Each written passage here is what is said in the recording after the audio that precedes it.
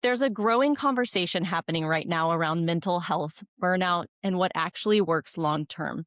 As a result, a lot of people are doing is reaching out for quick fixes. But what if the real solution isn't faster, it's deeper? Welcome back to the Practice Pulse, where we break down how innovative businesses are actually building systems that drive growth, impact, and long-term sustainability. I'm your host, Nancy Margrit, founder of Optima Pro AI, where we help wellness and service-based businesses scale through practical AI systems and operational infrastructure. Today, I am joined by Jon Aaron, the founder of Space to Meditate, an online meditation community that was launched at the exact moment the world shut down in March of 2020. They have now built a growing and thriving global membership-based platform that supports people's mental health in a very real and very consistent way. Jon's not only building a community at scale, but also teaching mindfulness-based stress reduction, one of the most researched and clinically validated approaches to managing anxiety and depression. This conversation matters because we're at a point where mental health solutions are everywhere, but sustainable, evidence-based, community-driven models are still very rare. Jon, I'm really excited to have you on the show, so thank you so much for being here. Happy to be here. I should say that I'm a co-founder of Space to Meditate, but that's fine. Co-founder. All right. Absolutely. We'll correct that. So take me back to March 2020. You had a physical space, a lease, and everything changed overnight. What was the moment where you decided, we're going to take this online? And what were you seeing in people that made you feel that that support was urgently needed? Well, it's pretty obvious because of the situation at hand. We had this space, and the space was used not only by us, but it was being used by other organizations as well when we weren't using it. And actually at that point, we didn't have I had a community of students because I've been teaching for close to 15 years. But when we had to close the space, we still had rent to pay. And we looked at ourselves and said, well, how are we going to make this work? And so it was very simple. We decided we would do 2 daily meditations at that point, morning and evening. And at that moment, we just offered it based on generosity, letting people pay what they could. And I had a list of 2,800 people. And the first day, 90 showed up, and they kept coming throughout the first few months of COVID, which was, a pretty stressful, actually scary is almost a better word at that moment.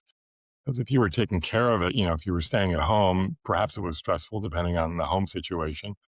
But it was definitely scary, especially in New York. And at that point, we were living in New York, and that was where the center was. In any event, we had no idea what would happen. And we weren't the only ones. I mean, a lot of organizations were offering meditations. And at the same time, I was also teaching, as you said, mindfulness-based stress reduction, which is a fixed class of 8 weeks. And I was in the middle of an in-person class, and it all went online very quickly. I had done a few online sessions of that class in the past and would occasionally go online if there was a snowstorm or something and people couldn't make it. So it actually was an organic thing that happened, and it turned out to be a saving grace for a lot of people because they needed community, which was part of it. And they realized that the practice, and most of these people had either been a student of mine or had, found out about these teachings in other ways. We were both also teaching in a Dharma setting. Separate from that, everything grew from there. It kept going. And now 6.5 years later, there are people that are still coming who were part of it, and new people come and go. And we have offered in-person retreats and started doing occasional in-person events toward the end of COVID quarantine. But what's clear is that the ease that people could join us, and it's very different than sort of the apps, right, which are not in person, are not live. There's no sense of community with an app. This is a real community that's just grown. It hasn't grown exponentially in any way, but it's consistent And the question is, do we want it to grow and how much? Because there are ways we are growing it that have nothing to do with the in person activities, but will be more about recorded practices and things that we write and make all of that available as well. So it's certainly addressed a need even beyond COVID, obviously. Hmm.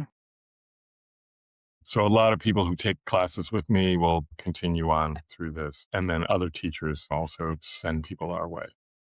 That's awesome. Yeah, because you weren't just solving a business problem. You really had to step in to really help humans in a time of real need. And I think to your point that having that community there and doing this meditation together is completely different than the apps that you see out there Yeah. where you're able to do the kind of pre-recorded stuff. So it's just it's different, a different feel, and you're really helping people in a different way and meeting a different need, which I think is really a strong part of your entire platform. So tell me a little bit. So you addressed some of the gap there with space to meditate that other places weren't really filling. I wouldn't I wouldn't go that far. They were feeling in a different way. Yeah. I mean, there was a lot going on during COVID in this world. Uh, Hmm. even people, John Kabat-Zinn, who's the founder of Mindfulness-Based Stress Reduction, was doing, I don't know if he was doing them daily. He might have been at first. And you would go to, I mean, John is very, very well known and very popular, and, several thousand people would show up. Again, it's a different experience with that. His value, and he was just offering it to people who would work with him, and or people who had done the MBSR class, which is a worldwide community. Hmm. And we certainly have people from various parts of the world, but we weren't striving for that level of community, that size group, because that doesn't really create a community in the same way. I think that what is different is that we also offer the community an opportunity to share what they need and what support they might need. We offer them an opportunity to celebrate what needs to be celebrated. It's kind of, some of it is turned into a support network, either directly or indirectly. So all of that happens as part of this community. Mm, that's awesome. Okay, so tell me a little bit about who the person is that benefits the most from what you've built here. What are they struggling with when they find you, and what kind of shifts for them when they're inside of the community? So some of them are just, they're not all struggling, first off, I would say. Some of them are just looking for a place to practice in an ongoing way, that is, on a daily way, and the support that that requires. For many people, practicing meditation on their own is really hard. Just going to sit, in your home with maybe some recorded guidance. It's very different when you're sitting with 30 to 50 to 60 other people. And even though we're with each other virtually, there is still a connection and a kind of resonance that happens. So there's that level of support. And then people are just, and again, a lot of these people have taken various classes, either with me or with others, around stress reduction, or in some cases, just a Buddhist meditation class or other classes, which address stress and anxiety on a level.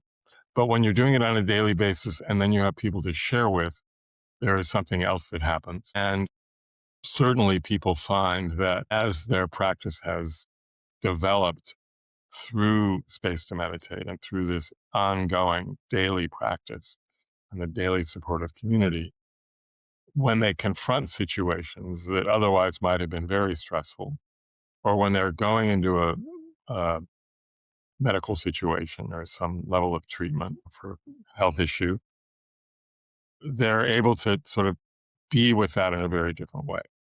So rather than having a lot of fear, they have confidence, so that the practices provide. How do the practices provide that? Through basically, there's a level of grounding, there's a level of balance, there's a level of being able to accept what is arising and not pushing it away.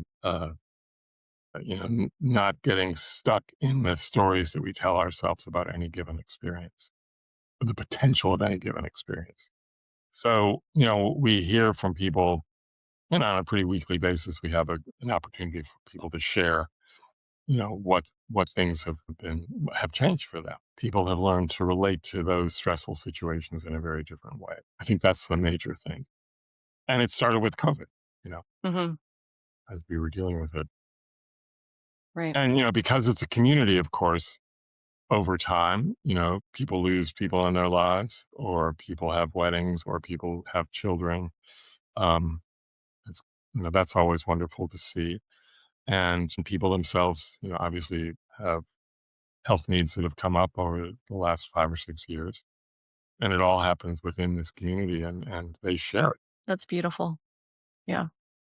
That's great to So from our place, we are both teaching practice, we're available, and we also, there's a certain level of chaplaincy. Upayati is more of a chaplain than me. I mean, she has had more training on that front, although we both had some training. She's had quite a bit. And so there's that aspect of what we do as well. That's awesome. If you don't mind, walk me through how Space to Meditate actually works today, like the structure, the cadence, what keeps people coming back consistently. I know a lot of it has to do with community, but like what does the structure look like? It's very simple. So that right now, we offer two practices a day. One is at 7 a.m. Eastern time, and that practice has no guidance. It's just somebody, one of our team members is there ringing a bell at the beginning and ringing a bell at the end. So it's for people who feel they don't need guidance, but they want to sit with others. And then at 8 a.m., one of us comes on and we just welcome people. And then there's an introduction to settle people in. A bell is rung. And then more often than not, we read some poem that started at the beginning, and now it's like just kept going. It's just like it's become part of the ritual, as it were. Uh, and the poem is either, might be relevant to something that happened in the world, or it might be just relevant to practice. And to me, the beauty of poetry, of course, is that it's a language that doesn't need to be interpreted per se. It just needs to be experienced. And whatever that does, fine. And sometimes I'm sure it doesn't do anything for anyone, but it's there.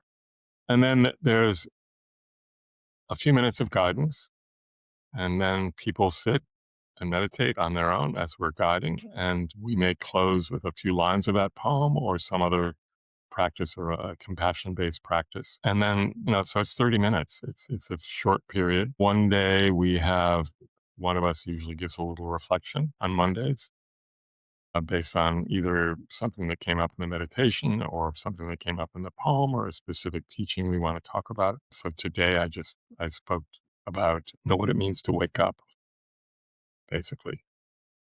On Wednesdays, then we have a opportunity for Q&A, or just we welcome new people. On Fridays, there's a sharing circle. Twice a month on Saturdays, there's a community of color that meets. And then Sundays, the first Sunday of the month, and in the evenings, the second Sunday of the month, I usually give a talk. The fourth Sunday of the month, we have a community meeting, again, around a theme usually. Hmm. So that's kind of the week. And then we will occasionally do special things. So next month, in about 3 weeks, we're offering an at-home retreat. It's called the Householders Retreat, which will be pretty intensive, and it's drop-in, so people don't have to be there all the time at all. Hmm. And that'll have, sit in the morning, two meditations in the morning, as we always do, something at noon, something in the evening. There will be, a talk, I think, every other day. And that will go and it starts on a Sunday, and it's all day. And then the follow-up days through Saturday morning, we'll have a pretty specific schedule. The idea of that is that we're not, with meditation, a lot of people come to meditation because they are looking for a quick fix, as you said, right? And with a householder retreat, it's basically saying, this is how we live, this is what we do. At any moment, you know, as we are living our lives, we can wake up to something that we hadn't noticed before. We can have an experience that takes us out of our normal way of thinking. And in a retreat setting where you're sort of being reminded of that, it's more likely that something like that will happen. Mm. because we get into our routines, we get into our habitual ways of thinking, we get caught up in our ideas about what's necessary, what's not necessary, all sorts of things.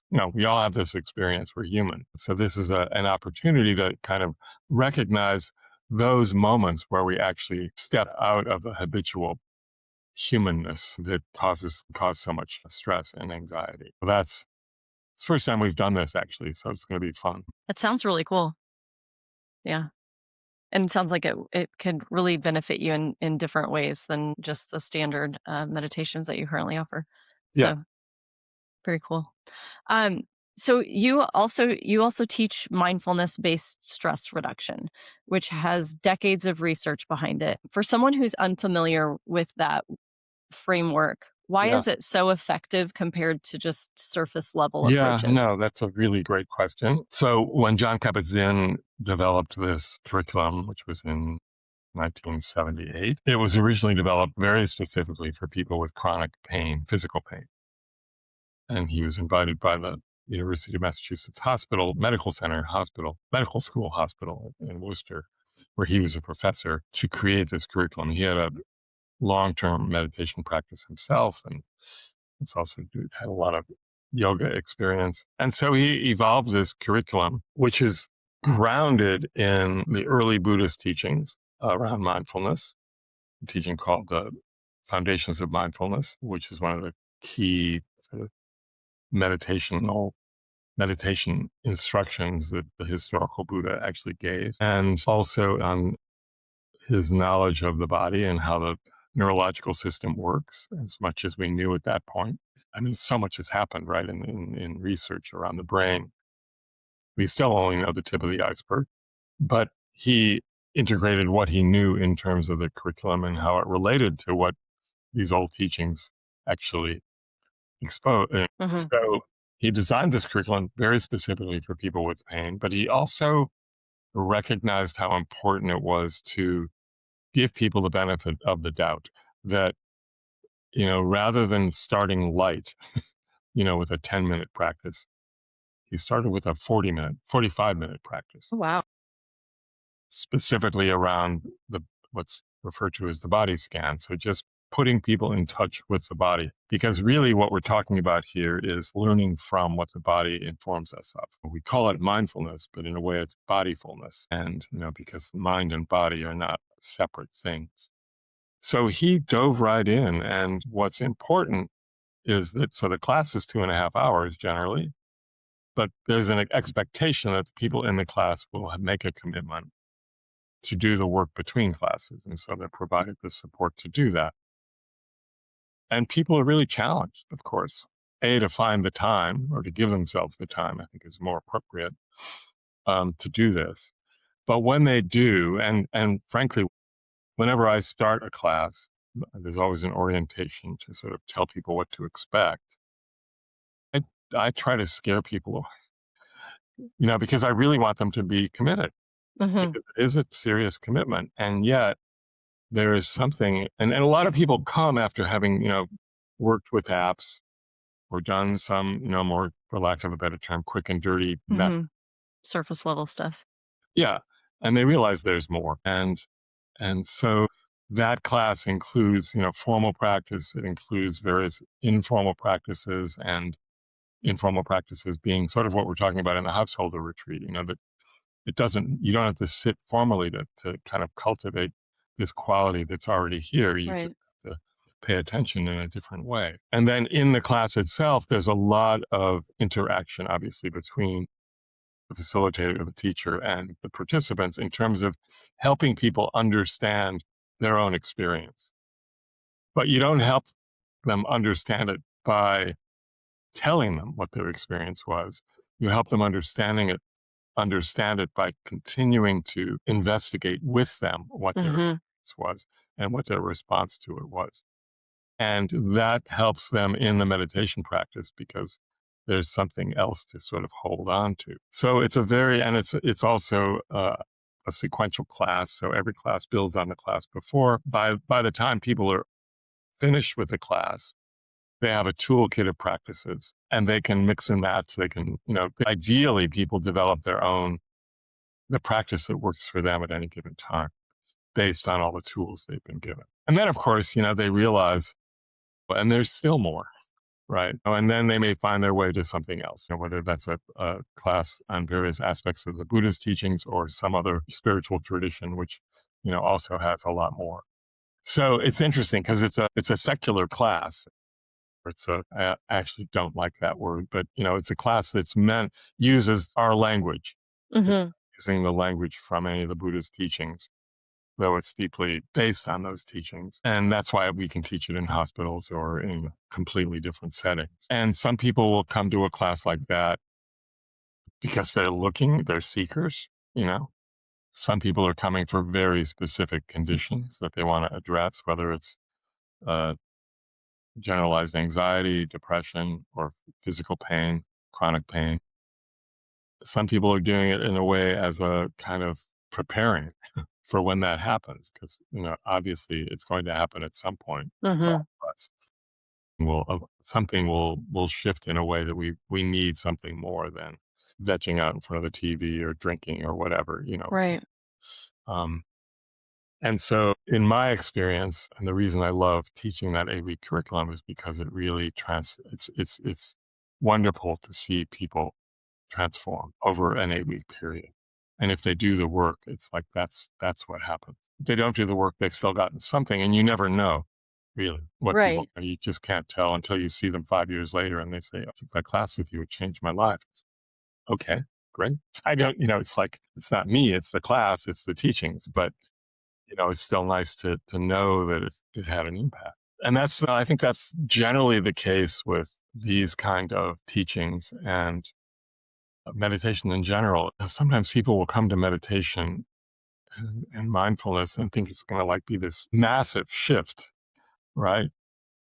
And really what happens is it's just a shift in the way we receive experience. And sometimes that becomes very obvious in short moments. Other times it's just like there's something that has changed and you don't even necessarily realize it's changed until somebody else notices. Right. Something's shifted in your way of being. And it's quite exciting to sort of have that, to be part of that for someone. Hmm. Yeah. Yeah, I think that is probably extremely powerful to see that transformation happen in people. So how frequently do you offer the 8-week course that you do? Yeah. The online course I generally offer once a quarter. Okay. So my next one is in June. And I think that, yeah. And it's 8 week, 2.5 hours a week. Plus there's one full day of practice. And that's an online class. Offering Hmm. it in person is another matter. I will probably offer one here in Chicago in the fall. And then, there are, I'm sort of taking it easy this year, but there are also, people are offering this all over the country, all over the world, really. I'm on the board of what's called the Global Mindfulness Collaborative, which is a collaborative of teacher trainers. And so, we're teaching new teachers all the time. And, we have members in Japan, Korea, China, Italy, Oh, France, wow. Spain, Argentina, all over, Hungary, Denmark. There are people. So this Yeah. is offered all over the world. And, of course, with online, it doesn't really matter except for time zones. Right. But it's available for sure. If anybody's interested. It's not available in it's available online anywhere. Right. Yeah. Right. Yeah. In person, it's another matter. Yeah. Awesome. Okay, cool. So tell me, you have so much knowledge when it comes to meditation, stress reduction techniques. What do you think what's like something that you think most people misunderstand about meditation or mindfulness when they first come into the space? They want to stop their thoughts, Mm, right? And it's not about stopping your thoughts. It's about changing your relationship to your thoughts. It's about starting to see very clearly the difference between thoughts and thinking. It's about recognizing that you really have no control over what thoughts arise at any given moment.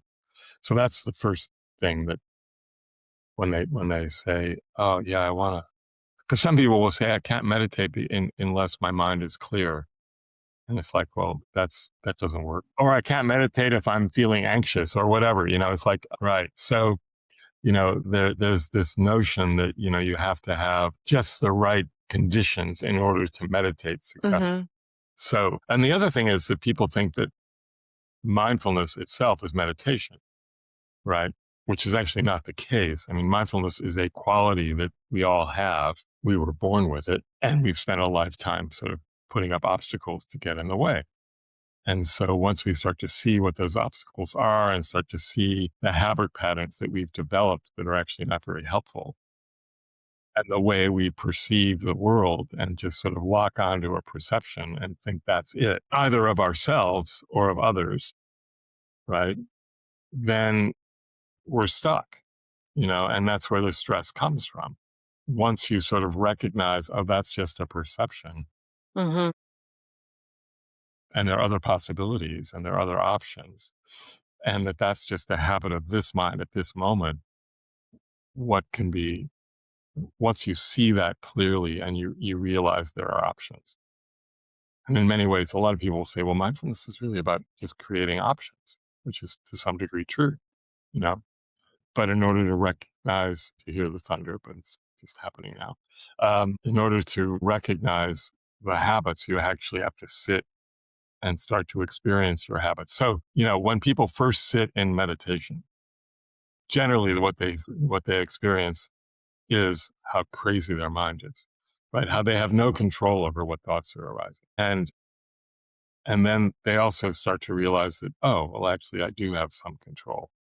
I can direct the attention to a sensation or direct the attention to a part in the body. Mhm. And I can hold it there and I can be curious about what's actually happening in this moment, in that breath or in that sensation. And it's really about cultivating a curiosity about one's moment to moment experience, but cultivating in a very specific way. Whereas oftentimes when something is arising that is unpleasant, we want to get rid of it. Mhm. Difficult sensation or an annoying thought or even an annoying person, right? Mhm. You want to get rid of that. But what happens if you actually kind of open up and start to experience that thought or that sensation with a little more curiosity and without resistance, but care? What changes in the experience? And of course, we also start to see in this process what we miss that brings us pleasant and brings us joy or can bring us, a pleasant experience and can bring us joy. We so often just pass life by because so often we are on automatic pilot. So, which is miraculous that we get through the day on automatic pilot without killing ourselves, but we do. But also we miss most of life. It just kind of passes us by. And, particularly, and what's interesting, right, is because a lot of people will come to a class like this because something has changed in their life, or they know something is going to change in their life, whether it's a medical diagnosis or maybe they've just retired, right? And they've retired and like their whole identity was based on their job. And now they don't have that. What's going to happen? What are they going to do? How are they going to Mhm. enjoy life? Of course, some people, retire with plenty, and they have that doesn't become an issue at first. But life transitions. That we start to see that everything is a transition. Nothing is fixed really, but we operate as if it is. And if we start to see that in small ways, then as we bring that into the rest of our lives, our whole relationship to experience changes. So that was a bit long answer to the question, which was simply It was about, great. what's the misconception that people come in with? I'm going to have some major experience, And so there will be times like when someone will come to an MBSR class or even in our daily practice, and say, "Oh, I just had this fantastic. I just went into this state of whatever," and the normal response to that would be, "Oh, great." And it's like you have that remarkable, euphoric feeling, and you want it back, right? Or you Mhm. want to keep it. And the moment you sort of want to keep it, it's gone, right? And if you strive to get it back, it's not going to come back in that way, and Right. not about a particular state, right? Um, there's I don't know who this was, but it was a major teacher at the time. It wasn't John Kabat-Zinn, but it was, I think, probably Trungpa Rinpoche, who was the founder of the Shambhala. He's a Tibetan practitioner and created the Shambhala organization here in the States. Amazing teacher, kind of messed up guy in many ways, but he was an amazing teacher and very funny. And I think he was on like a late night, one of the late night shows Oh, really? back in the 80s, early 90s. And so whoever it was, the host said, well, so in meditation, is it like a dream state? And he said, no, we're always in a dream state. Meditation is about waking up, which is true, Hmm. Um, so that's what people start to discover. Like, what is it like to actually wake up to what's in front of us in this particular way? Hmm. Yeah. Yeah, bringing in that awareness inside and out. Yeah. Awesome. That was a really great explanation. I love that. So let's shift now and talk a little bit about the business side of things. So you've built something that started organically in a very strange time in our world, but it's now become this membership-based business with global reach. What operations or systems or decisions have been the most important in sustaining and growing that It's model? been a challenge. Yeah. It's been a challenge. It still is. One thing that has helped, I think, is like sending out a weekly newsletter. But now we're realizing we need to do that in a different way because that newsletter at the moment goes to our members. We need to start making it, and our membership isn't that big. And again, as I said, it's like finding this balance between what's the right size, what's the sustainable size for us, and what's a size that will still have this community feeling. And, a lot of our members don't actually show up for the daily meditations, and yet they're still members. So they read the newsletter, they get something from that. And what we will be doing now, which we haven't been doing enough of, and we will start doing it on a regular basis now, is for all the members, they will get a recording, most likely, at least one weekly recording of a meditation, if not. Cool. And that's something we should have been doing all along, frankly. So they'll just get an email saying, here's today's recording, practice as you will. And then we have done other challenges to try to get more members. Like we had a 30-day challenge, 2 30-day challenges. That really helped with developing membership that we promoted beyond our own through social networking. And then we would do 7-day challenges around a theme, and that helped. And we think that this householder retreat, we're seeing how that will help. It Hmm. might at the very least bring our sort of those members. Granted, some of our members are not, if they're living on the West Coast, coming to an 8 a.m. meditation uh, is hard. I mean, it's hard for me on the Central Time Zone, although we do have people in the Rockies who show up. So everybody's different, but Hmm. very few people on the West Coast will get up at 5 in the morning to meditate unless they're on retreat. Hmm. So we hope that this event that we're doing will make a difference. We'll see and check back in. But I do think, I would say that there is a lot of competition in this field. I think what we do is somewhat different than some of the competition. Piety, my partner in crime, she comes from a world of marketing and beyond her own depth of practice, and we started using this program called Membership Works, which allows us to really, it's not as sophisticated as the major. CRMs. Yeah. Yeah. But it's great, and it's a lot less expensive and Hmm. allows much more control. Just, we're able to be transparent with people now. We've also decided to kind of, just in terms of financial picture, is be much more transparent with the community as to what our needs are, Mm. because people can join at zero, right? Right. And, it goes up to whatever, 200, 250. Most of our membership is at that free level, and Hmm. getting them to convert is the challenge. And so offering the recorded meditation will be a level of, you have to be a certain level of membership in order to get that. Mm. And that will help. But it's a challenge partly because of the field being crowded and also our own personal limitations. And at this point, it's sort of, while we have a team of 3 or 4 others who help do the daily practices. We are the key teachers in this. Hmm. Um, I will admit, being now in Chicago, where rents are a lot less than New York, and there's a need in Chicago for a place. I've been tempted to like sort of create a physical space to meditate here just to see what would happen. Hmm. I don't know. That's a big commitment. And the beauty of being online is that we can be wherever we are. We can still meet with the group, and we both travel a lot, or have. I mean, we were in India for 2 months, and yet we still were able to. Wow. Yeah. Well, that was convenient because the time actually worked. Yeah.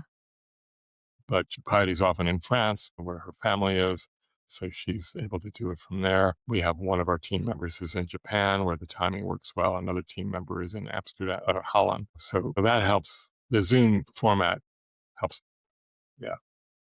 So it's a continual learning process and an Mm. experimentation process.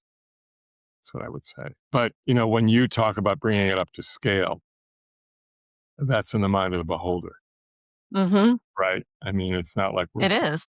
we're not Yeah. trying to sell, 100,000 memberships, because I don't know what that would, at the moment, that would Right. require something else altogether. There is something about the community aspect of this which is so important. Hmm. Both, Yeah, you have to balance that. yeah. So, okay, so for other founders that are listening, especially in the wellness or mental health community, what's one thing that you wished you had systematized earlier that would have made for smoother? Well, I would definitely say the newsletter we were in about 3 or 4 years before we even started that. Yeah. And that became a lot more work for us, but it's been worth doing. So that's one thing. And then, like a lot of mental health professionals aren't necessarily, or in the wellness community, they're not necessarily thinking of community as a part of treatment. And Hmm. this is what, of course, is so important to us, because it's the community as much as anything. The community is what has been supportive to the individuals. So a lot of people in the health and wellness area are much more one-to-one, and I'm not talking about community in the sense of group therapy or anything like that, but other Right. ways of bringing communities together. Group therapy is a whole other thing, which is important. Hmm. It can be. Um, and the other thing is patience, being patient, you know, and also recognizing that people come and go. Obviously, it certainly is the case with our community. So I think, yeah, I'm questioning about what I wish I'd known, or what we wish we had known up front. It's very interesting because everything has happened in a way that I don't think in those terms. Uh, Mm-hmm. but what I would say is that from our point of view, consistency is what made it work. Hmm. If we had just done it once a week, it wouldn't have worked. If we had done it 5 days a week with 5 different teachers every day, or 6 days a week with every day a different teacher, I don't think that would have worked. Hmm. Now it perhaps can, but at the beginning it couldn't. And also a consistency of format has helped a lot, because Hmm. people know what to expect. And there's something very powerful in that for this kind of practice, Yeah. not necessarily the case with other the wellness programs. I mean, it's interesting because I don't necessarily think of what we do as a wellness program. Hmm. Clearly it is, right? It is. Yeah. But it's as much about spiritual wellness as it is about mental health wellness. Hmm. Uh, and even physical health wellness. So, we don't see them as really separate, Right. but that's us. Yeah. Yeah.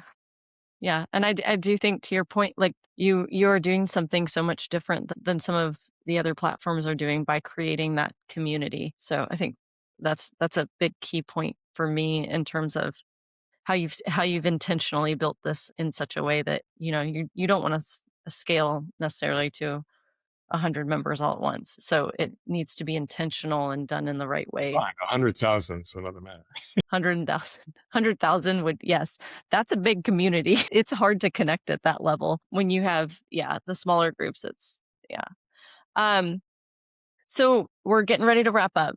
When Last kind of question here is, well, second to last, but where do you see the future of mental health support going over the next 3 to 5 years? I know you said your mental and spiritual and physical? Where do you see, I guess maybe just health in general, like When it comes, holistic health, where do you see it sure, coming in the next 3 to 5 years? I would hope, and I know that a colleague of mine at Brown University, who's one of their researchers at the Center for Mindfulness at Brown, the Brown Center for Mindfulness the Brown Mindfulness Center, um, starting to work with insurance companies to get them to cover programs like MBS for mental health and pain management, because definitely for both of those, there's scientific evidence that it makes a big difference and that it would save money. Mhm. So that I think is a huge thing. And in certain countries, MBS, mindfulness-based stress reduction, is covered. In England, it's covered. In Canada, it's covered through their socialized. Yeah, I mean, I think it may need to be offered by a medical professional, but I'm not even in England. I'm not sure that's the case. I think it is in Canada. right. So I think that would be the most important thing, and of course, sadly, with Make America Healthy Again, I haven't seen anything like that, No. back when the Surgeon General for Biden, I mean, John Kabat-Zinn says, it's the Surgeon General's report from the 70s that inspired him as well. And then he had a podcast, he was on a podcast with, who was the Surgeon General under Biden? Uh, Blanking out. I Uh, can't think of his name right now. but they had, it was like, this was just normal to talk about because Mhm. the Surgeon General himself, practiced. And, there are so many, and, these practices are being brought into all sorts of environments that would normally cause a lot of stress, whether it's corporate environment. I just did a weekend with um, 15 MBA students from the Kellogg School at Northwestern. You know, wasn't specifically around stress reduction, but it was about the wisdom of these practices and how they can be brought into a leadership role, a corporate role, which then has an impact down the line in terms of mental health, because how many people are burning out Mhm. intense corporate situations. So it's a wide open area. You would think by now it's just kind of mainstream, but it's not quite there yet. So Yeah, especially with all the science backing yeah, of everything, but yeah. Okay, our last question is, where can listeners follow your work and learn more about Space to Meditate, and as well as your upcoming course that you have, your 8 yeah. week? I mean, those are on my website. So Okay. space2meditate.com, space the number 2 meditate. I'm Yep. sure that'll be in the notes. Yep. It Uh, will. and jonaaron.net has all of that, my activities. Awesome. Well, Great. cool. And we will include that in the show notes. So, Jon, I really appreciate you taking the time to speak with us. It was such a grounded and important conversation, and you really did an excellent job of diving into, the intricacies of meditation and helping us understand that and kind of what to expect. I think that you're building a really powerful reminder that consistency, like you were talking about, community and depth still really matter, especially in a world that's constantly pushing for speed and convenience. So I appreciate you sharing your perspective, and I'm sure our listeners do too. For everyone listening, if this conversation resonated with you, make sure to connect with Jon and check out Space to Meditate, and we will have that linked in the show notes. And as always, if you're a founder or practice owner who knows there's more potential in your business, but your systems aren't quite keeping up, that's exactly what we help solve. Thanks for tuning into the Practice Pulse. Innovation creates possibility, implementation turns it into growth. Make sure to like and subscribe, and we'll see you on the next episode.